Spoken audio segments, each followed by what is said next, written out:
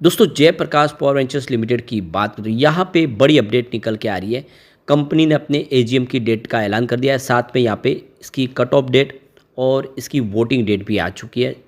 इसके अलावा अगर आप देखें तो जेपी पावर के लिए जो सबसे बड़ी बात है कि अगर आप इसके पॉजिटिव और निगेटिव पहलू को जानें तो आपको समझ में आएगा कि कंपनी वाकई में काफ़ी फंडामेंटली मजबूत है, जिसको एक एक पॉइंट के माध्यम से समझने की कोशिश करेंगे।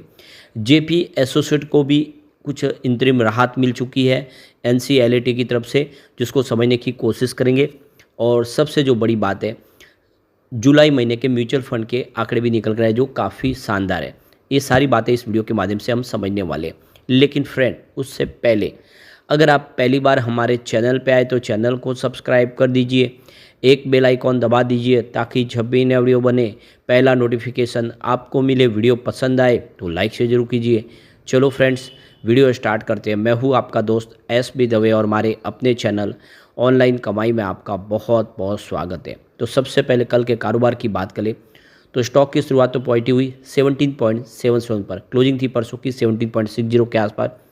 इंट्राडे में 17.80 का हाई भी बना, लेकिन जैसे कि बाजार में गिरावट का माहौल बना, सभी स्मॉल कैप मिड कैप नीचे आए, इसमें भी गिरावट शुरू हो गई और 17.05 का इसने लो बनाया। लेकिन अच्छी बात है कि क्लोजिंग ऊपर की तरफ रही है 17.55 पर, जहाँ पे मात्र 0.28% की ही गिरावट थी। इससे एक बात समझ में आ रही है कि इस लेवल पे ज़्यादा बिकवाली नहीं हो रही है, स्टॉक बेहतर लग रहा है।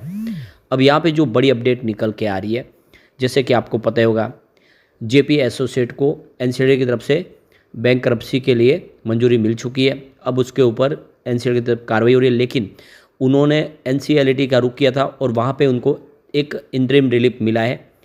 तो देख सकते हो कि जयप्रकाश एसोसिएट ने मंडे को जो है national company law tribunal NCLT में अपनी अप्रोच की थी, जहाँ से उनको थोड़ी सी एक राहत मिली है।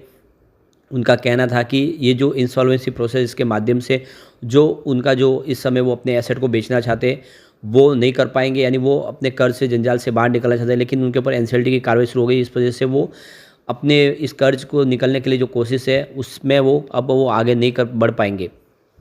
तो देख सकते हो कि जून महीने में ही देख सकते हो कि एनसीएलटी ने जो आईसीआईसीआई बैंक के फेवर में ऑर्डर पास किया था, जिसमें 1269 करोड़ रुपीज़ का जो कर्ज वसूलने के लिए आईसीआईसीआई बैंक ने एनसीएलटी में गुहार लगाई थी और उनकी बात को मान लिया गया था और बैंक करप्सी के लिए यहाँ पे आदेश दे दिया था। लेकिन यहाँ पे देख दो कि सीनियर एडवोकेट अभिषेक मनु सिंघवी ने जेएल की तरफ से आप देखें तो एनसीएलटी में अपनी बातें रखी। वैसे अभिषेक मनु सिंघवी इस मामले में अपनी को दलील में वो चाहते हैं कि फैसला हो जाए, ईओई मिल जाए, लेकिन यहाँ पे कोर्ट ने क्लियर किया कि उन्होंने अभी तक आईसीआईसीआई बैंक की तरफ से जो लैंडर्स की तरफ से जो उनका पक्ष है वो नहीं सुना है और इसके लिए हम फिलहाल इसके ऊपर कोई भी फैसला नहीं कर सकते।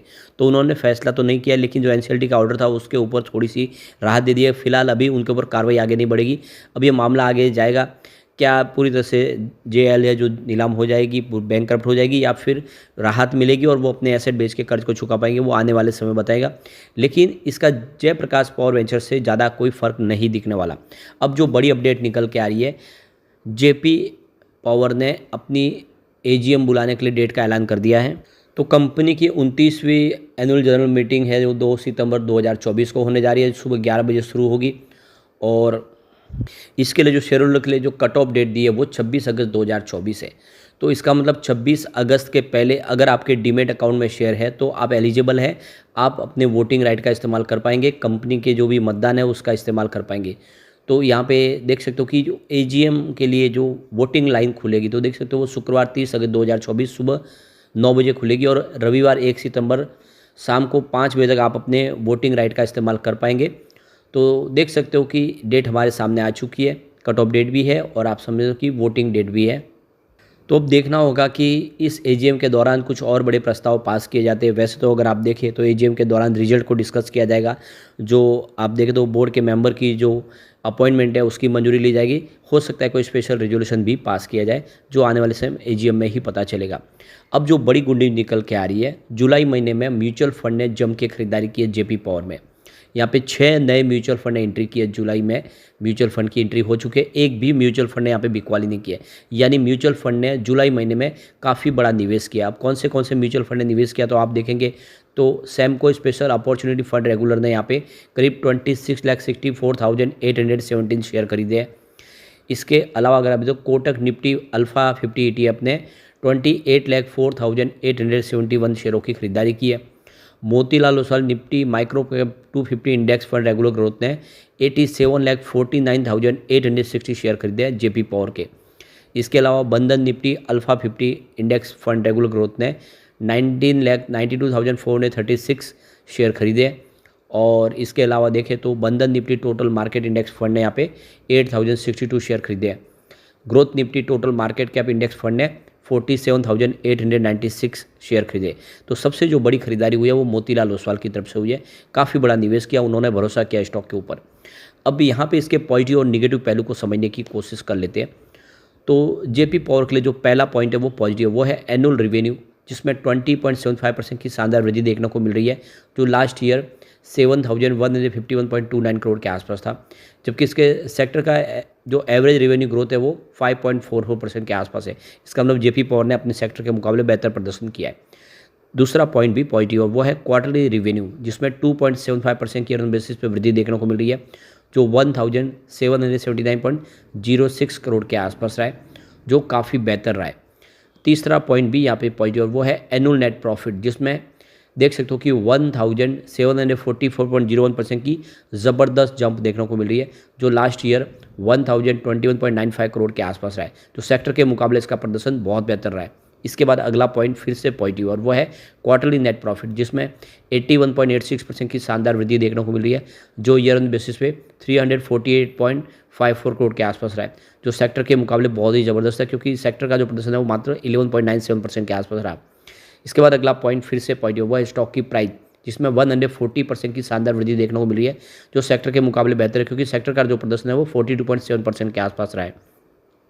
इसके बाद अगला पॉइंट फिर से पॉजिटिव, वो है प्राइस टू अर्निंग रेशियो, यानी पी रेशियो, जो 10.23 है, जबकि इसके सेक्टर का जो पी रेशियो वो 25.8 है। इसका मतलब अपने सेक्टर के मुकाबले इसका पी रेशियो कम है, स्टॉक सस्ता है। इसके अलावा इसका डेट टू इक्विटी रेशियो जो 0.55 है, लेस देन 1 है। इसका मतलब ये अपने एसेट क्वालिटी इसकी अच्छी है, ये अपने पेमेंट भी चुका सकते हैं, जो भी कोई चिंता की बात नहीं है। एसेट क्वालिटी के मामले में कंपनी बेहतर है। इसके बाद अगला पॉइंट न्यूट्रल है, वो है रिटर्न ऑन इक्विटी ROE, जो 13.33% है। तो 10 से लेकर 20% की नॉर्मल रेंज के अंदर ही है, ये इसके लिए एक बड़ी जीत है। इसके अलावा एक और पॉइंट पॉजिटिव, वो है म्यूचुअल फंड की होल्डिंग, जो इंक्रीज हुई है लास्ट क्वार्टर में। इसके बाद एक पॉइंट न्यूट्रल बन रहा हुआ है प्रमोटर की होल्डिंग, जो अनचेंज है, 24% के आसपास, कोई बदलाव नहीं हुआ है। इसके अलावा अगला पॉइंट फिर से पॉजिटिव हुआ है इंटरेस्ट कवरेज रेशियो 5.84 है, हायर देन 1.5। इसका मतलब कंपनी कंफर्टेबली अपने इंटरेस्ट पेमेंट चुका सकती है। एक पॉइंट यहाँ पे सिर्फ निगेटिव, वो है प्रमोटर के गिरवी शेयर, जो 79.2% के आसपास है। तो यहाँ पे सिर्फ एक निगेटिव पॉइंट है, बाकी सारे पॉजिटिव पॉइंट ऐसे हमने फंडामेंटल बहुत कम कंपनियों में देखे हैं।